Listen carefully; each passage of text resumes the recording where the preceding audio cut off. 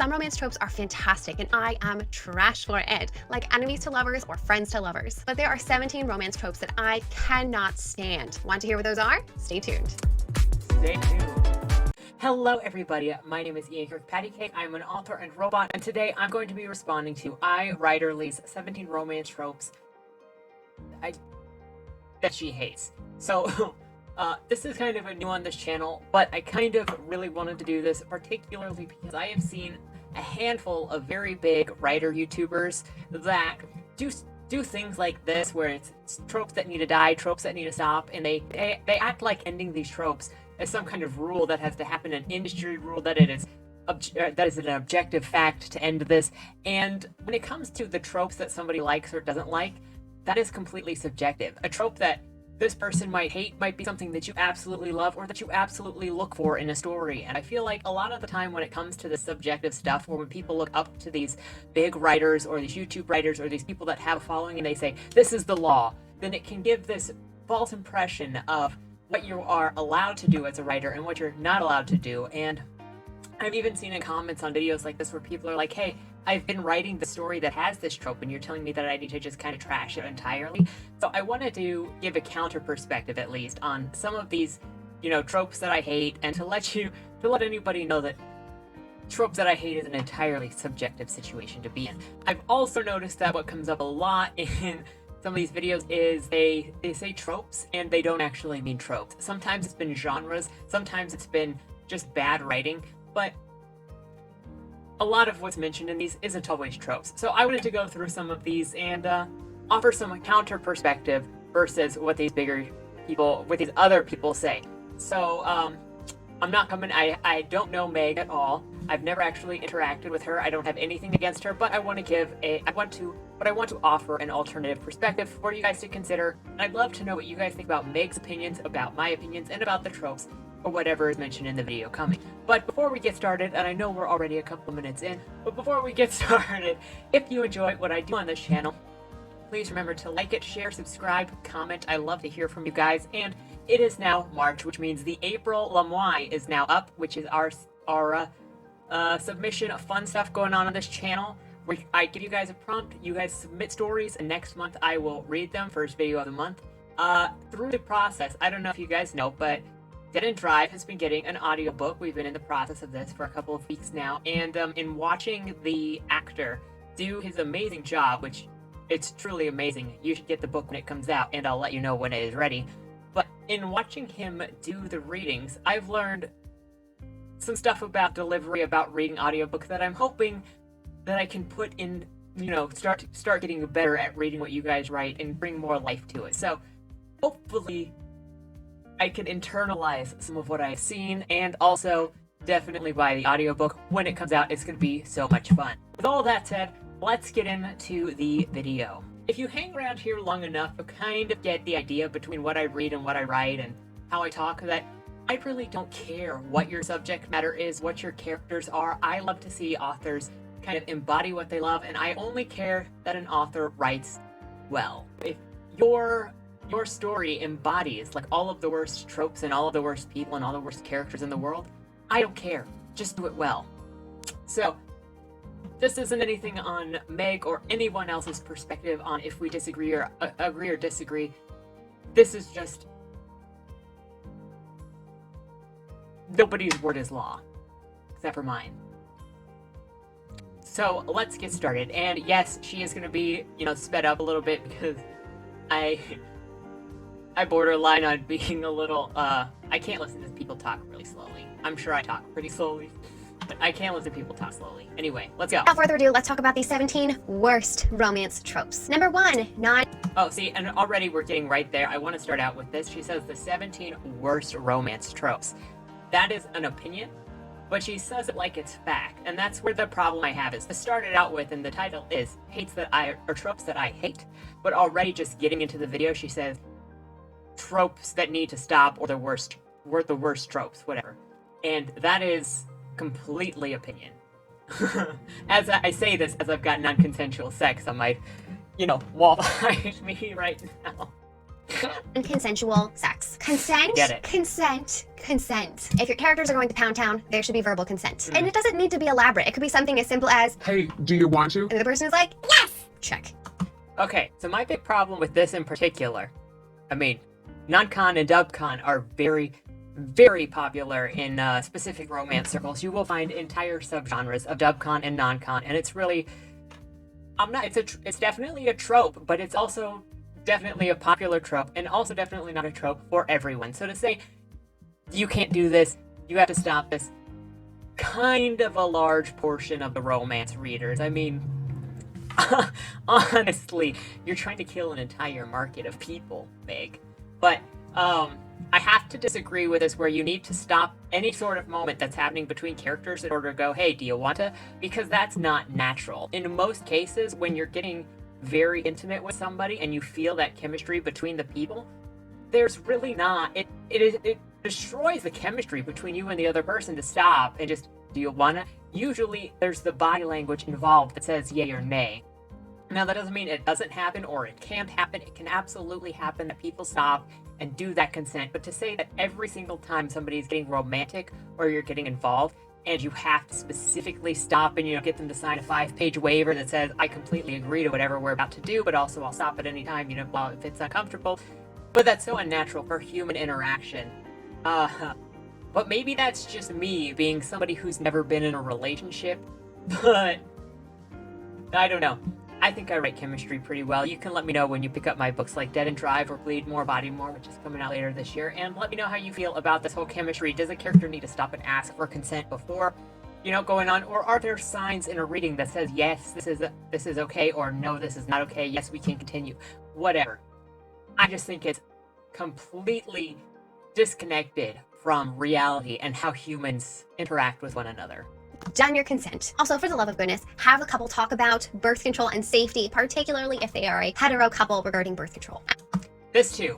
Oh my gosh. This is so also unrealistic. If your characters are like 18, just typical 18 or even just typical 16-year-olds that are going to get it on early, you don't need to sit there and talk about birth control because that's also unnatural. What you're trying to do is trying to expose specific situations to people to make them think about them. Because, you want people to think about these things, but that's not necessarily true to how these situations are. There's always been like those really, really bad, niche Bible man stuff, where you push these specific stories and you get it all out there PSAs, but the public, or, the DARE campaigns where they set up the situation to have these very obvious straw men, and they force a situation in order to expose children to a specific thing to say, hey, don't do drugs, it's not cool. That's kind of what this feels like, is it's setting up a PSA where I get that it's important, but it's not natural for these kids to do this, and you're turning what should be an exploration of human interaction, an exploration of an adventure, the difficulties of these situations, and you're turning it into a PSA on certain behaviors, and it's not appropriate for a story meant to entertain. Now, if she wants her books to be PSAs on acting correctly, then I guess her characters the entire way through have to act correctly, or else if your character is saying, hey, we need to talk about birth control and we also need to make sure that's consent so that we show the readers that this is appropriate behavior, then I guess you can never have your main character do something that is considered inappropriate. Like, this is the problem with turning your characters into some avatar of what is morally correct or ethically correct, is now everything that they do has to be considered morally or ethically correct because you're using them as an avatar to push these ideas. This isn't saying that you cannot have them talk about birth control or protection or whatever, but if it fits with the character's POV, I could tell you for sure that I have characters that would use protection, and I have characters that it doesn't even cross their mind. There are different types of people and different types of characters, and you just have to use what is organically in that person and not push an idea. Number 2, glorifying abusive relationships. This is definitely constantly in romance. I would, and it's really interesting. I read a lot of situations where people have an alpha male character kind of in there, and it's very, very easy for an alpha male character to actually just cross the line into being controlling and over the top when it's obvious that the author likes the male character and the author doesn't want the male character to be a bad guy. but it's so easy to accidentally cross into that line in being too controlling. Like, I give you this present, right? Out of the goodness of my heart, because I want to see you succeed. Well, when you start constantly making moves, making decisions, and taking away the choice for that character, you are no longer just giving somebody a gift because you're a nice guy and you're interested in them. You're actually now actively controlling their life, and you're taking away choices and options, and it's not romantic. So you got that. Now, I don't know how common abuse is from an actual partner in the actual romance genre, because the genre itself has very specific guidelines on what you are or are not allowed to do. The difference here might be in dark romance, and in dark romance, abusive relationships would be permissible because dark romance is all about, the taboo, kind of broken stuff that still follows a relationship. So it's not necessarily glorifying these relationships to have abusive relationships in a dark romance. It is kind of when you have that line that's crossed with your male character that's meant to be alpha, but is just acting controlling. So I think we need to have a differentiation between these two things where including something in your story does not actually mean glorifying it. And I don't know about you, let me know in the comments down below, but I hate it when the author tries to tell me what's right from wrong. I'm like, just show me the characters, show me these broken people if they're broken people, show me these great people if they're great people, just show me their actions, show me their decisions, show me how they interact, and let me make a decision on whether I like them or not. I am smart enough to know that murdering somebody for foreplay is not a good thing. I'm also smart enough to pick up on the signs to go, are these people kind of messed up? And so in situations where you've got like an abusive relationship, where somebody is coping with past traumas by being in a physical relationship, or because they are addicted to feeling pain, because feeling pain makes them feel better, or they feel guilty, and so feeling pain, especially from a lover or a partner, sort of relieves that trauma and is helping them as a coping mechanism. There's so much complexity in these kinds of issues to just mark it off and say, well, having an abusive relationship in a book is obviously glorifying it every single time. Stop doing it. That is incorrect. It all depends on how it's written. Generally with this stuff, if you want your alpha male or you want your complex toxic relationship, it needs to be well written. That's about it. This all just comes down to being well written and knowing what your genre expectations are for the kind of relationship. One partner is physically, emotionally, or sexually abusing the other, that is not okay. Being destructive, hitting the other person is never okay. No, Yelling or gaslighting, no, never okay. Isolating friends and Don't family take my to smile emotionally as me manipulate the agreeing other with any of person, this. also never okay. What I mean by that is, don't take my smiling as me saying this is totally okay stuff. No, like I just said, the abuse of a partner and somebody constantly coming back to their partner who is abusive can have a completely complex reason behind why their relationship functions the way that it does. So marking it off as never do this, it's never okay, is very one-dimensional in my opinion. Hey, it's abuse, so please stop glorifying that crap. Let's have some healthy romantic relationships in books, shall we? Number 3 is Shall we? love at first sight, or Insta-Love. This is when two characters see each other for the first time and instantly fall in love. Okay. I know. I don't say this because I am somebody that has done this. I have never done this in my life. But you can have instant chemistry. So she talks instant love, and again, I think there's more nuance to this than just saying insta love. I think insta love in one way, this goes back to good and bad writing, okay? If your characters meet each other and they're just instantly in love and instantly ready to throw themselves into a fireplace or over a spike pit or get trampled by a horse for that person, it can be very weird. But you can have instant chemistry where you look at that person and you're like, you can feel that magnetic pull between them, or you have instant love. Oftentimes before either of them speak to the other. It should be that's like insta-lust. Maybe you see someone for the first time and you're like, oh my gosh, they have what I'm looking for. I think insta-lust is totally cool, but insta-love, you need to actually talk to the other person and get to know them before love is even possible. I do not think love is possible until you communicate. Unless you think that, love and lust are the same thing because you're kind of a Neanderthal when it comes to the emotions. It can happen. Number 4, the damsel in distress. I feel like I can speak for most people when know. I say enough of having... See already, like we're at a problem here where she goes, I feel like I can speak for most people when I say stop doing this. No, because you know what? There's a huge portion of specifically romance that is the damsel in distress, that is, one, the woman saving the man saving the woman, but also the woman saving the man. There are so many people that are interested in seeing that dynamic that you might not like it. Totally fine for you to not like it. But to be like, I think I speak for most people, I hate this and you should stop doing it. This is the kind of stuff I cannot stand in these types of videos. But enough of this white knight stuff. I think we're all over it. Number 5. I think that we can, again, I think it just goes back to bad writing. You can have a damsel in distress situation that works out well, or a damsel in distress situation that looks bad. It literally comes down to good or bad writing. That's gonna be my theme for this entire video, is that anything that Meg doesn't like, one, is personal preference, and two, if you do it well, nobody cares that you did it. But when you do it badly, everybody notices. That's the problem with tropes, honestly. 5 is an uneven power dynamic. She's just going after all of the big tropes in romance. Anybody else kind of get in the vibe that she kind of wants to thin the numbers of the competition by saying, stop writing this super popular thing. I'm joking. I'm just joking, okay?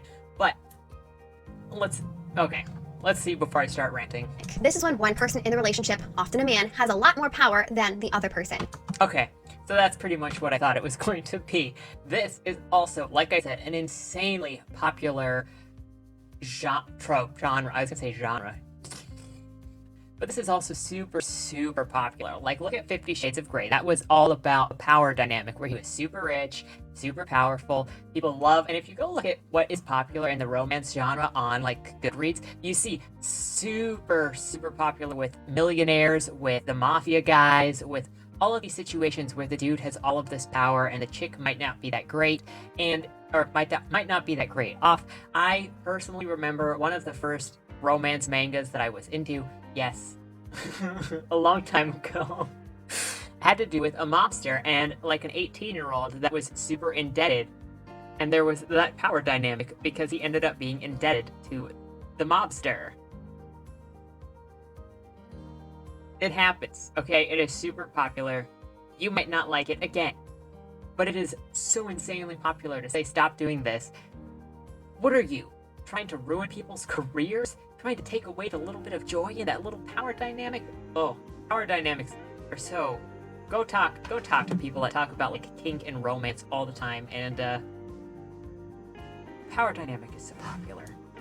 Number 6 is the two-dimensional love interest. This is when the love interest, one or both, has zero interests outside of being in the relationship. So they're only interested in each other. Ew. I just want to mention, this works if you're trying to write an obsessive character that is creepy. If you're trying to write a genuine character with genuine romantic interest, this is just bad writing. One-dimensional writing is just bad writing, it's not a trope. Everyone has hobbies, interests, goals, and hopes for the future, and your character should have the same. Unless you want them to be creepy. Totally fine. That would fall into dark romance. Number 7 is zero chemistry. Again, this is not actually a trope. Zero chemistry is just bad writing. Nobody goes into a book saying, you know what I'm gonna do? I'm gonna write this totally romantic couple that everyone is gonna want to be, but they're going to have zero chemistry. Now you can definitely go into a story and say, I want these characters to be forced together and to have no chemistry, and that's part of the crux of their situation, because maybe they hate each other, maybe it's an arranged marriage, whatever. But if you're writing characters that are supposed to be in a loving relationship and they have zero chemistry, it's just not good writing. It's not a trope. Number 8 is Stockholm Syndrome. This is, again, this one is actually a trope for sure, but this also falls into what you could put in specifically dark romance if you want to explore those kinds of situations. It's, again, not something that you should just throw out, but I think it's also something that people can cross the line, like with the alpha male love interest, is people can think that the character is being loving, whoever is the Stockholm Syndrome victim might think that the character is being loving, being kind, whatever, when it's actually kind of creepy and a psychosis the way that you read it. The problem in any of these is whenever you write one of these, terrible situations, and the author packages it like it's healthy, or thinks that it's good. But usually, again, that's more bad writing, and the author maybe not necessarily knowing how to read the situation, or not necessarily knowing the element that they have dropped in their scenes and between their characters, and what those elements actually equal up to. Because let me tell you, there are a lot of authors, like, talking about the alpha male personality who becomes, I want to take care of her. I want to make sure that she doesn't suffer, blah, blah, blah. It can be so easy to just make him cross over into being controlling because they don't pick up on the crossing line of boundaries that takes you from caring to creep. That's usually what it is. According to Google, Stockholm Syndrome is feelings of trust or affection felt in many cases of kidnapping or hostage-taking by a victim toward a captor. In other words, kidnapping is uncool. I don't know what Meg's talking about. Kidnapping builds character. That Stockholm Syndrome is romantic is a good idea. Number 9, the personality shift in the bedroom. That is totally, oh my gosh, that is very much a trope. Where you just see the character do a total 180 once the door shuts, and then it's like, it's just like this nice little quiet meek man, and they turn into this, when they shut the door. Yeah, I think that's just bad writing, though. I don't know if anybody actually sets out to become the demon between the sheets on purpose as a trope. I think it's just somebody getting really excited about writing their sexy scene and not knowing how to express that character in an organic way. Hey, you shouldn't be surprised if someone is super sweet in real life and then bam, they're this like controlling dumb personality in the bedroom. We should know that this is going to happen. The reader should get some inkling. So if a character is sweet and yeah, usually stuff like this really doesn't fly well with a reader, specifically when it's unpadded. Like you're not given any sort of hints in the story, and this can happen with more than just this character 180 in the story. I've read other stories, not romance related, where it's just like this plot takes a complete 180 and there were never any hints as to this is what like needed to happen. The character didn't show any of this information that made them make this decision, and so it feels like it comes out of nowhere and it's unsatisfying. So whether it's character, whether it's plot, whether it's whatever, you need to leave little hints for the reader to pick up on, or little kiss secrets all over the place that if the reader looks back at things, they can go, oh, that does make sense. Okay, there was that thing. Not just pull it out of nowhere and then be like, haha, I'm a master of twists. You didn't see that coming, did ya? Of course. There's no way to tell that Aunt Henrietta is actually an elephant if you never mentioned it, that she was like 3,000 pounds and gray and had a trunk. Like, if you never mention any of it, you're never going to be able to see it coming as a reader, and then the reader feels tricked because you were hiding things from them. Number 10, a lack of partnership. This is usually when I feel like this is going to be another personal preference on that she likes the consent. The very direct, kind of procedural, formal relationships. the couple doesn't push each other to grow as individuals. Okay. Pushing each other to grow as individuals. So, personally, I'm going to say this on my side. It's not up to partners, to romantic partners, to try to change their partner. It is up to each other to support each other and try to be the best version of yourself and encourage them to be the best version of their self. For them to be the, to push to do better for themselves, to become better, to be encouraged, to try and to help them up when they fail. But it's not your job to necessarily try and make that person become a different person. And so maybe I'm mischaracterizing what she's saying here, but you can be a partner supportive of one another without actively trying to change the other person or push them to be somebody else. Does that make sense?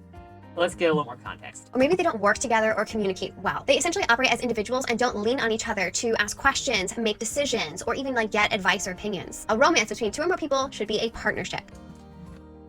I can agree with that specifically if they are supposed to be somebody cohesive. They're going to have, that's going to come down to chemistry, quite honestly. If somebody is weak and they're in a relationship with this other person and they trust that person, they're going to lean on them when they're feeling weak or when they need something. You'll see a lot of this in Dead End Drive between people like Anna and Gavin, or Agatha and Bertrand, or even, I would say, Ellie and Alex, and they're not even in a romantic relationship, but they'll lean on each other when they need something or when they want something. And that should be there if they have a relationship. If they don't have a relationship and they have this really weird, awkward relationship and you're trying to build on that and you're trying to show this difficulty maybe for bonding between these characters, that's totally fine. I think if your characters are totally just standoffish and they don't lean on that person, it's either poorly developed characters / bad writing, or there's something else going on with these characters that is not necessarily they're the closest relationship they could ever be with one another. In my opinion. Number 11, poor communication. I hate it when couples don't talk. I'm with this one. So I remember back in was it 20? I think it was 2014, and we were watching MTV's Awkward, and it was just like season after season, these characters were just fighting each other because they wouldn't talk to each other. It's like every season hinged on character walking in on other character talking to somebody. They'd get jealous and they'd walk off, and then they'd refuse to talk to the other person for like the entire season. And the whole relationship kerfuffle is because they wouldn't talk to each other and there was a miscommunication. And you see, I hate this so much. Oh my gosh. You know, it's not bad every single time. I will not say that you cannot or should not do this, period. But this is one of the tropes that I definitely pay attention to. They even did this in Stranger Things when Eleven walked in on what's-his-face talking to that other girl in the gymnasium, and she just like looked through the thing, and this guy was just talking to another girl, and she's like doesn't even walk in, doesn't see what's going on, and then just walks off. And like there are times when that can work, but it's also so used. It's such a lazy way to do conflict in most cases. Now, once in a series, I don't really see the issue with. If you go the awkward route where it's like twice a season and it just flips back and forth between the two, you'd think that they would learn they need to talk to each other to get through their issues. And if they can't talk to each other to work out their issues, they're probably not a good couple. I will say that you can successfully do this very well if you're playing off of a character's insecurities with that relationship. But again, that's going to have to be something that they overcome, and it really can't be used multiple times, or else it gets really boring and your readers are going to be like, what is this? I thought we dealt with this already. Moved simply because of poor communication. Number 12 is cheating or as a way to move the plot. I wish I still had that up so I could remember everything. Cheating, rape, or sexual assault as a way to move the plot. These really don't have a place in the actual romance genre. So I'm wondering if she's actually talking about romance tropes. So it's just like in general with romance, or if it's specifically in the romance genre. So one of the rules, romance genre is very, very specific in like what the genre expectations are. And one of the genre expectations is your main man cannot, or main woman, your main man and your main woman cannot cheat, because that just kills all of the goodwill with the characters. Now, if your main man is a murderer, you could totally make that hot. But if he cheats, it's like there's no recovery from that. It's actually kind of funny. You can get away with a murder, but you can't get away with cheating, really. In most cases. I'm not going to say ever, because there are exceptions to everything. You can get the reader to get on your side for certain things if you do it well. Nobody cares what you do if you write really well. But I don't care if a plot moves forward because of bad things happening, if it's cheating, if it's rape, if it's sexual assault. I know that there's a big movement in the writing community to say stop doing this victimization of certain things in order to have a plot thing going on, but it happens. It happens in real life. Just make it make sense. If you're going to write about it, make it make sense and do it well. But there are a lot of people that are very uninterested in certain plot items. Actually, at the last writing conference I went to, which is like going on 2 years almost now, a year and a half now, there were a lot of agents, and I see it now too when I'm looking at submission places for short stories or for novels, where they will absolutely not do anything with any sexual assault in it. So some people are very sensitive to the issue, to reading that issue, which is fine, but there are others who are not. So this is going to be a very subjective, whether it should be included or not, and whether people enjoy it or not kind of issue. I don't particularly mind, but I also read 120 Days of Sodom, and what is 120 Days of Sodom if not just feces and sexual assault? For those who might be triggered by this, not to worry, I'm not going to go into this further. But for everyone else, please stop doing this. Again, taking out a whole area of characters and of interactions and of experiences. If you're going to do it, just write it well. That is literally all I care about. 13. Stalking seen as romantic because they have good intentions. If one of the love interests has been watching the other from afar and maybe keeping tabs on their whereabouts, that's not cute. That's called stalking. It's totally fine if you're not trying to be romantic, or if you are trying to be weird, though. If you go and read Perfume, there's some stalking in there.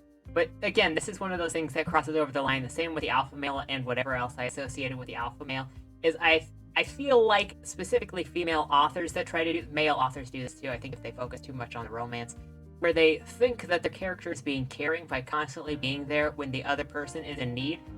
but it is really just weird, then you have to think about what the little things are that you're doing, what they say about your character, and what vibes they give off, because your little choices say something about your character vibes. Don't date the guy, get a restraining order, obviously. Bonus points, not actually bonus points, like negative bonus points, if this stalker dude is maybe some magical creature that's hundreds of years old and happens to fall for a teenage girl.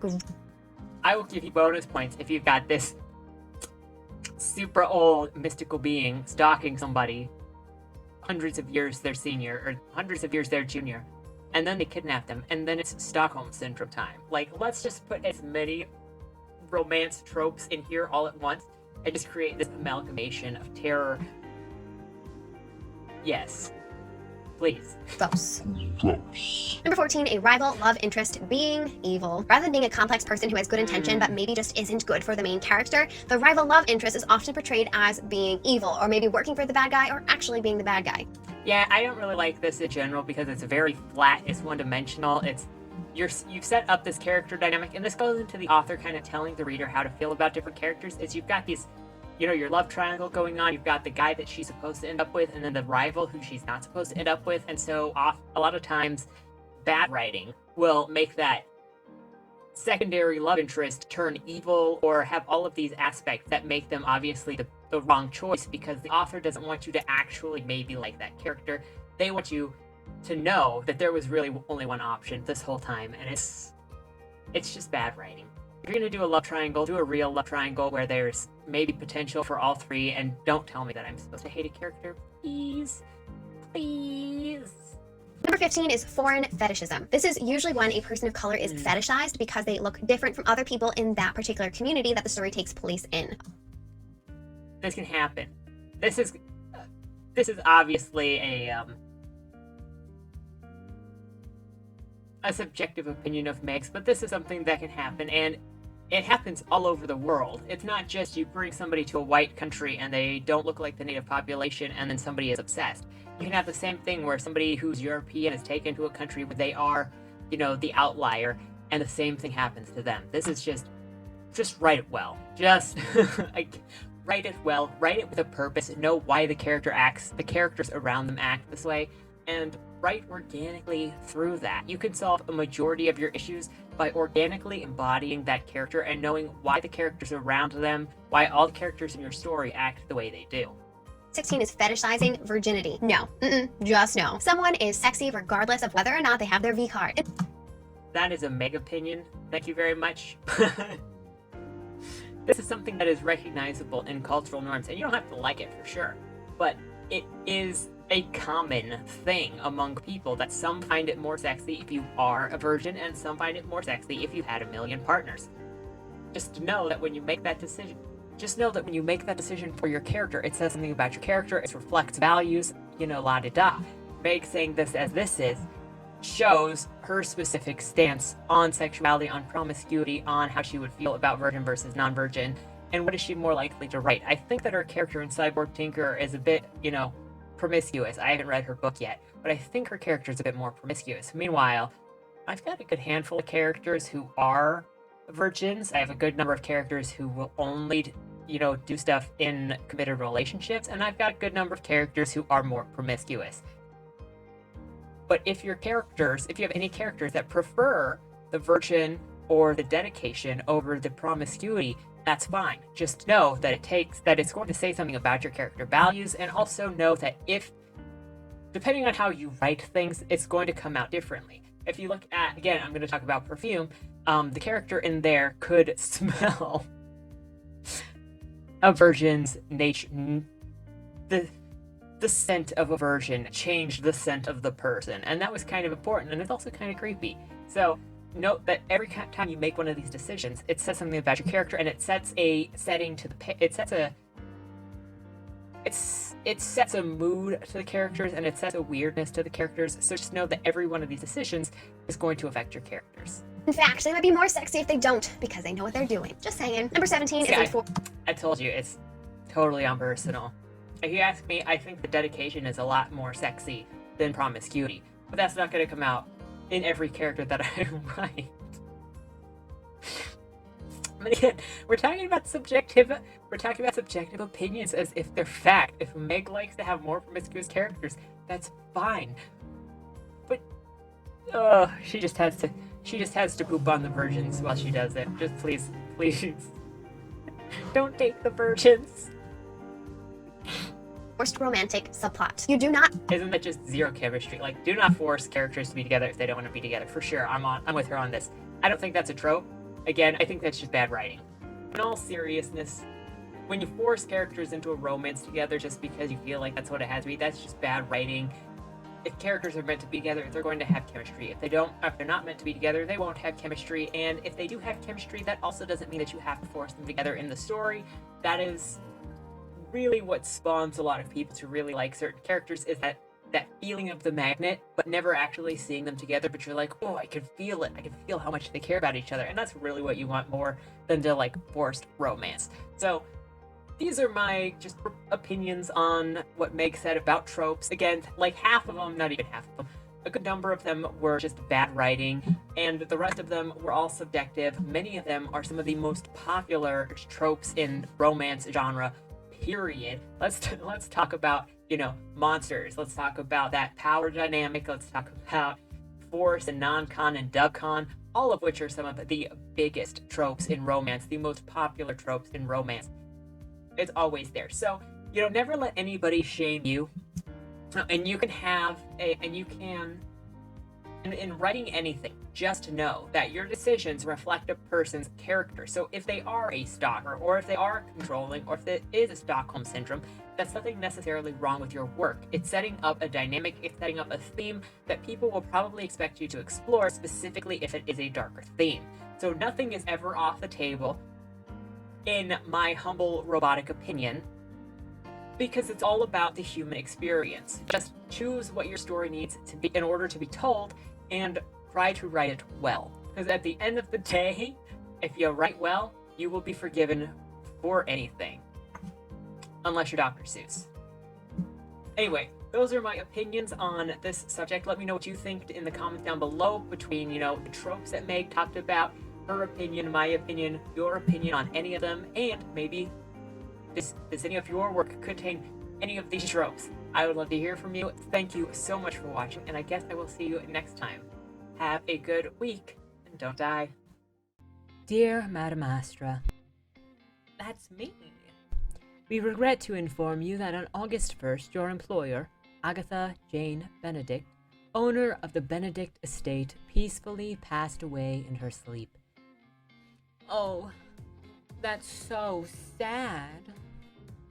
Wait. Let me try that again. Oh my goodness. That's so sad.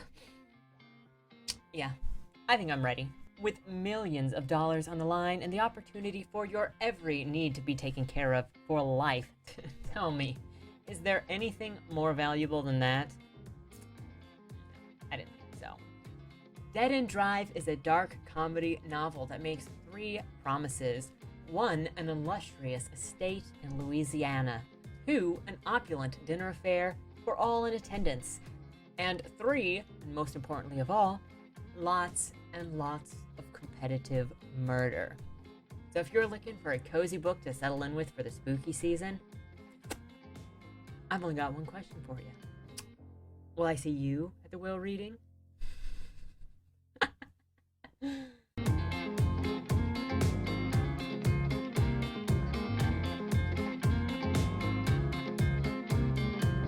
Only losers lose!